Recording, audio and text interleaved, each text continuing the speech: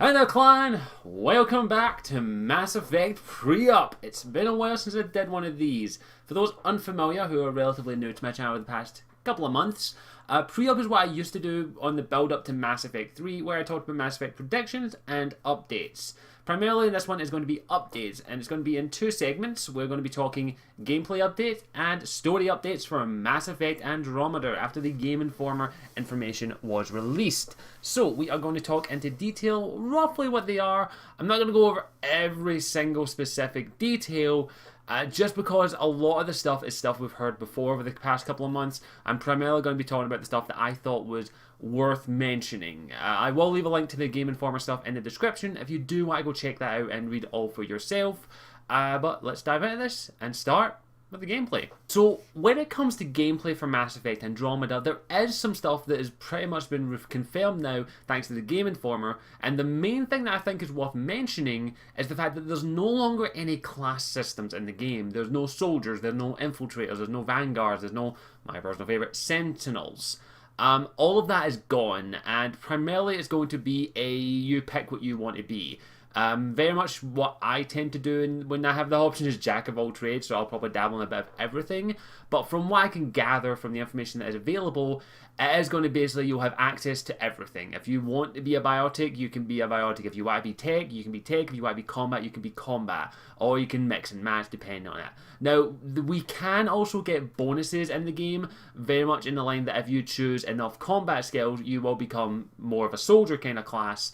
If you choose biotic, and engineering, and if you mix and match, you'll probably get bonuses there. I hope that they do that, where if you pick a certain amount of combat ones and a certain amount of biotic ones, for example, you will get things like like a vanguard bonus, like your biotics do more damage, or if you choose engineering, your engineering stuff does more damage, and so on and so forth. I think the weapons are the same, just from what I've been able to read, that you'll be able to pick whatever weapon you want.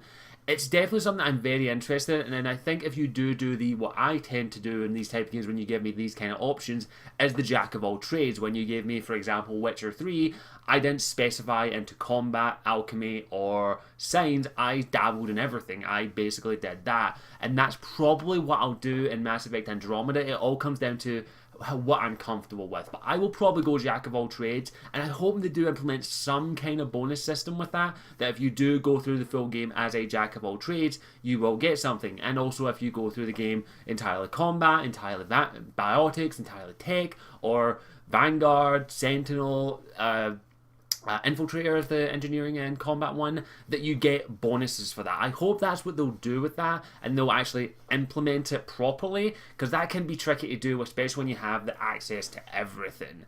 Hopefully they'll also have some, what the Witcher 3 had, was a respec thing, that if you didn't like that, you could respec. It may cost you some in-game currency, or in the case of Witcher, a potion, but you should be able to respec, in my opinion. It should be something that should be available, if in case you pick something, you didn't like it, and you want to take it away and start from scratch again. I definitely hope that is what they're going to do with that, and I want to see how they're going to implement it fully. Now, that being said, I'm okay with this. I hope it's good. Another sort of sad thing, but also kind of a necessary thing when it comes to gameplay, is there is now no longer Paragon or Renegade. They have completely scrapped it and are going for, and I quote, more nuance and subtlety. No right or wrong answer, pros and cons. Very much shades of grey. Witcher 3 did that exceptionally well, and yes, I'm a Witcher fanboy. I don't care, I will use that as an example because that is my favourite game of all time right now.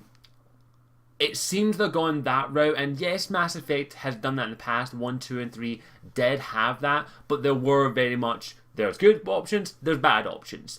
I hope that they do this really well, because this can be really tricky to do when it comes to that case, but I'll go more into that in the story. I am sad to see Paragon and Renegade go, but in all honesty, I think it's the best thing they can do, just to distance themselves as far away from Shepard as possible. I love Shepard, like N7 for life. I love Shepard, but I definitely I approve of this, even if I am sad to see it go. And if you're curious, there are still going to be interrupts. We had the Paragon and Renegade interrupts, except for these are going to be narrative interrupts. You will be able to interrupt very much in the same line as Paragon and Renegade, but they will no longer be this is good, this is bad kind of thing. We'll see how they implement that into the gameplay. I want to say it's going to be good. I love the interrupts in Mass Effect 2 and Mass Effect 3. Hopefully we'll see them as good in Mass Effect Andromeda. I will just have to wait and see. I'm okay with it in the end, but that's so good. Now, another aspect of gameplay that is not really, it's kind of gameplay and story, is the customization. Apparently there will be a decent amount of customization. You will be able to customize your armors fully, apparently. I don't know by fully if they mean Mass Effect 3 style, where you'll be able to change the colors, change the tints, that kind of thing, or like you could put it where the heck you want on. Apparently also with the customization is that each individual piece will be like Mass Effect, you will give you a bonus. You'll be able to customize your character, of course, and also you'll be able to customize your sibling and also your father, who I'll get into in the story aspect of this video. You will be able to customize them to an extent. I'm guessing it's going to be along the lines of like Dragon Age 2 did, which you customize your character and then they'll give you some things like, they'll give a rough look of how your family roughly will look using their in-game system of generation. And hopefully we'll be able to tweak it if we don't like it, because Dragon Age 2, let's just say, you could get some really weird looking siblings at that. That made me laugh quite a bit. I'm interested to see what they'll do with this. I hope we'll be able to customize to a lot of ability. And of course, a major aspect of Mass Effect Andromeda is going to be the exploration. We will have our own ship called the Tempest, which we have seen in the previous trailer. I think that was the first trailer that was released not that long ago.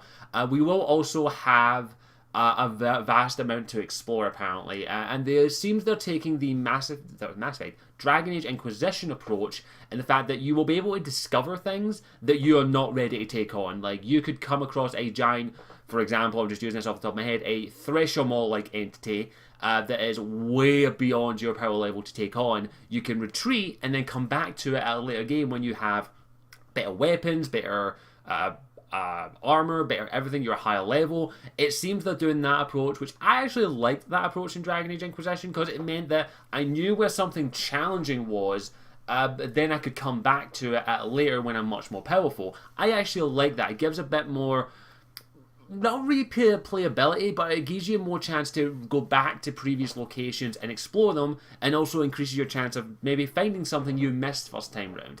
That, in my opinion, is a good thing to do, and I hope to see that they'll implement it correctly, and they won't just stick like something high level here, something high level there, and then you go to another planet and you just destroy everything. We'll see how they implement it. I'm hoping they do as good a job as they did in Inquisition. Fingers crossed we'll see that return fully. Now, there is one thing that I do want to talk about before we move on to story, and that is, of course, my personal favourite news. And I know this is saying something compared to all the stuff we've heard, but, yep, motherfucker, we're getting swords. Apparently, we are going to be getting melee weapons in Mass Effect Andromeda.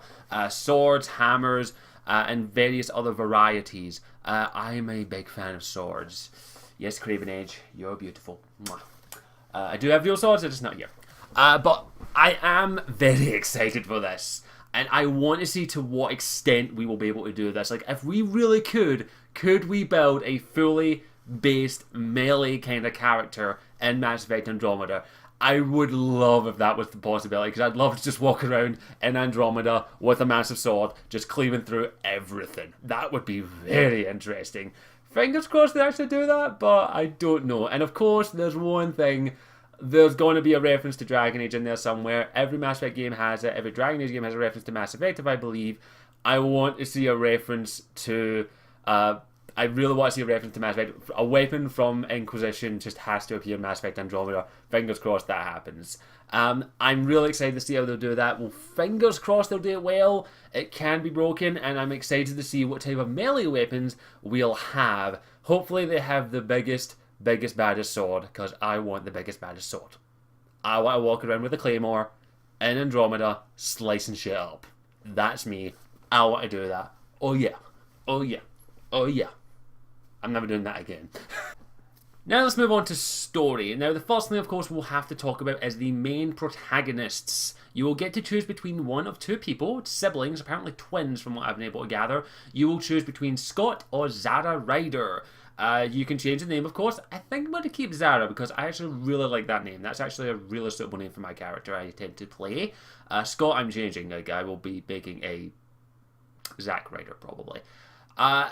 And of course, we have to talk about our father in the game, Alec Ryder, who is going to be voiced by the one and only Clancy Brown, who you'll recognise from his various voiceover roles, from Mr. Krabs and SpongeBob to, of course, the most perfect role he's ever done, in my opinion, Lex freaking Luthor in many, many DC animated TV series and movies, and a particular film that I'm sure someone's going to mention in the comments, I have no doubt, that may or may not pertain to my home country. I'm not saying it. I'm not saying it. I'm not saying it. No, I'm not saying it. No, I'm not saying it. But I am excited for this. Clancy Brown is a fantastic voice actor, as well as an on-screen actor. I'm excited to see what he does with this role, and I really can't wait to hear what he has to say. I'm sure we'll get vignettes of the voiceover stuff like they did with Dragon Age Inquisition, hopefully some humorous ones, because apparently Clancy Brown is a funny guy. I want to hear his voice. We also have a voice actor confirmed for our male and female leads. The first male lead is going to be Tom Taylorson, who apparently his most notable role is from Octodad. Now, I don't know if that's he means the narrator of Octodad, or he means Octodad, because all Octodad goes... Which, if that old Scott Ryder does, I'll be very happy. Now, in all joking aside, I'm sure he's a fantastic voice actor. BioWare do choose voice actors right. These seem like they're relatively new voice actors. I'm new as in they're not as well known as like Jennifer Hale or Mark Meer or the various other voice actors that BioWare has had, but they do tend to choose good voice actors. The female one is going to be Frida Wolf. Her most notable role is the narrator from Beyond Earth in Civilization 5. As it says, I don't know much about these voice actors. They seem... from BioWare's way of picking voice actors, I have no doubt that they picked the right ones. They do a good job on it.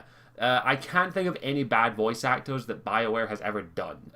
Even going back to their earlier games of KOTOR or even Jade Empire, they always picked good voice actors. There wasn't really a bad one amongst the bunch. There was the off one, but there was never a bad one. So I have no doubt that they've picked these voice actors for the fact that they are right for the role.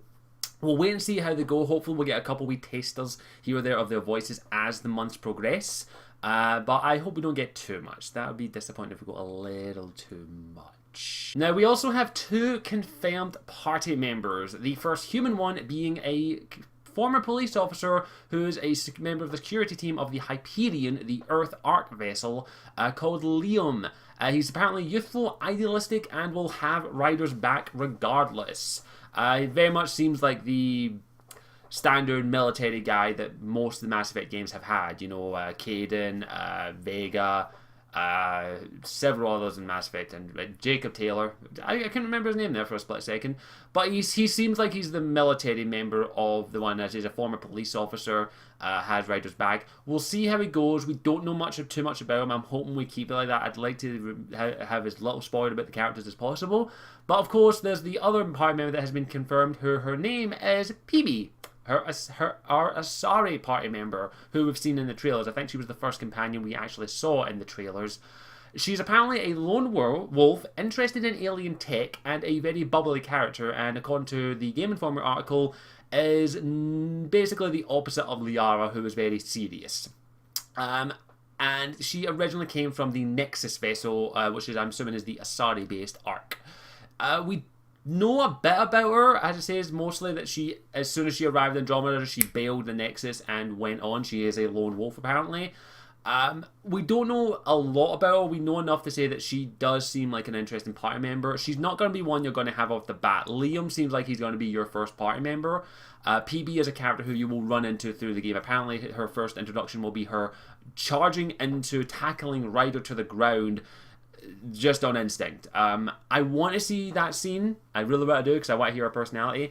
I don't think the voice actors have been confirmed for these characters, but I am interested to see where they're going to go with them. I'm assuming we'll have our standard red shirt character, like Jenkins from Mass Effect 1. Yeah, poor Jenkins, rest in peace, you are never forgotten. I would not be surprised if Liam became that character and BioWare were just teasing us, because that's BioWare. But I'm interested to see where these party members go and which other party members we'll get throughout the game. Now, apparently we're not going to get any Krogan, which is sad because, of course, Andromeda takes place takes place at the start before the genophage was cured, and after, of course, the events of Mass Effect 3, 600 years. That being said, I think we will see Krogan, but as I say, there is a chance that we might not, which would be sad because I love Krogan.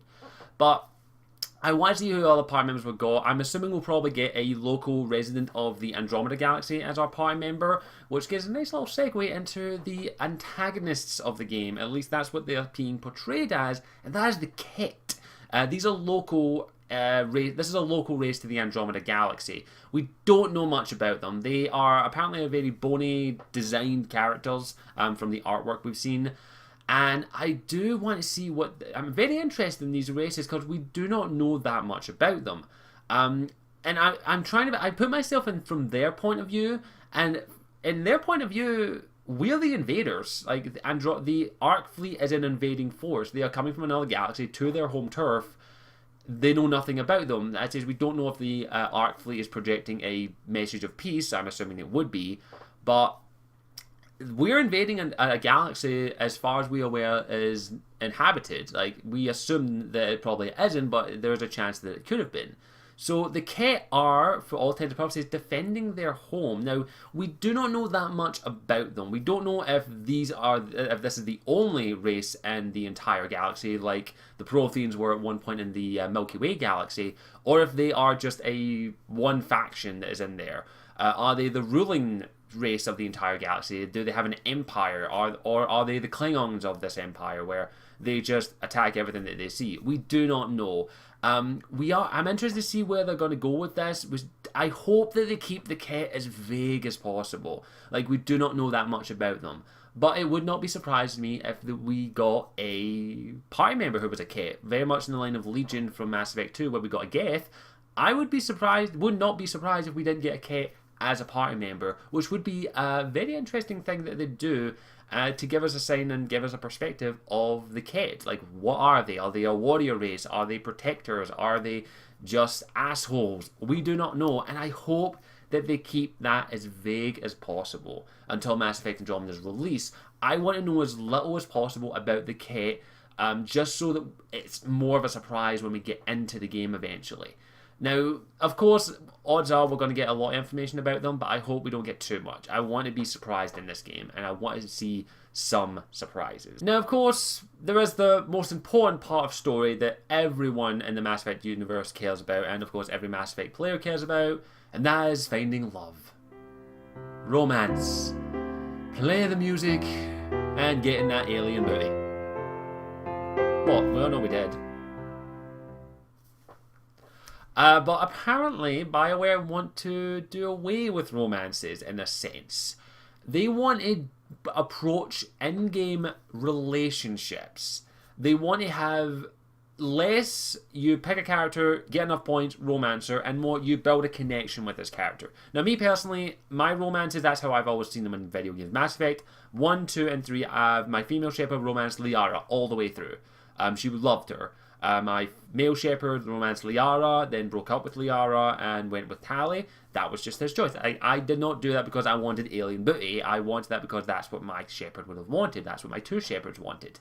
And apparently that's how BioWare want to perceive it. They want to approach it in the sense that you will have relationships. Whether these relationships are simple hookups, like Jack, for example. You could sleep with Jack, but you could never romance her after that. What you could hook up with members of your party members or non-party members, apparently, just as hookups, like literally casual sex with them. They're really good friends, but you just like having sex with them, that kind of thing. But apparently there will also be the idea of long-term relationships. There will be characters who don't do hookups, who want you to commit to a relationship before they'll go all the way with you. Not give up anything, just go all the way with you, a full-on relationship.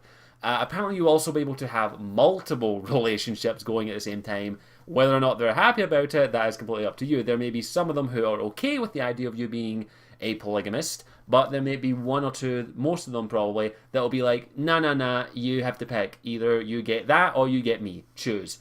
I'm interested to see what that goes in. Now, we don't know if Liam or PB are romanceable. It wouldn't surprise me if both of them were or none of them were. It just depends on how BioWare view the character.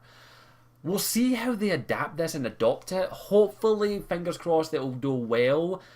This could really blow up in their face if they don't do it well, and it could just end up turning out to be romances in another coat of paint. I actually approve of them adapting it into relationships rather than just romances. You build a relationship with this person, you care for this person, and if you want to have sex with them, and purely as a physical thing and that kind of thing, then no, that's fine. But maybe you don't want to just have sex with them. Maybe you want to build a relationship with them. Maybe you actually want to spend the rest of your life with this, or your character does, with this person, regardless of their race or whatever. I want to see this done right, and I hope it is done right. I do trust BioWare. They did approach a lot of their romances in the previous games fairly well. Iron Bull, for an example. I hope there's a romance very much like that in Mass Effect Andromeda. Voiced by Freddie Prinze Jr. would be okay as well. I'm not going to complain. Or Sarah Michelle Gellar, or both. I wouldn't complain having both of them as a hookup. What? I'm afraid I have fantasies, but I do want to see where this is going, and hopefully they'll adapt it to a decent level. Now let's talk about the last thing that I feel like is worth mentioning, and that is loyalty missions are returning.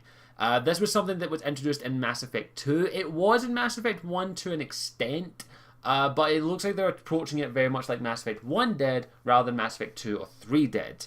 And that is that they are not critical to the ending. Mass Effect 1 had loyalty missions, but you didn't have to do them to get the best ending. Mass Effect 2 had loyalty missions. You had to do them if you wanted to get the best ending. You had to do them or people died in horrible, brutal ways.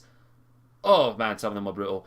But they're not going to be they're not going to be crucial to the ending. You can not do them and then do them after you beat the main quest. Apparently there is going to be like an after quest thing. Like after you beat the main game, you will be able to continue the game onwards.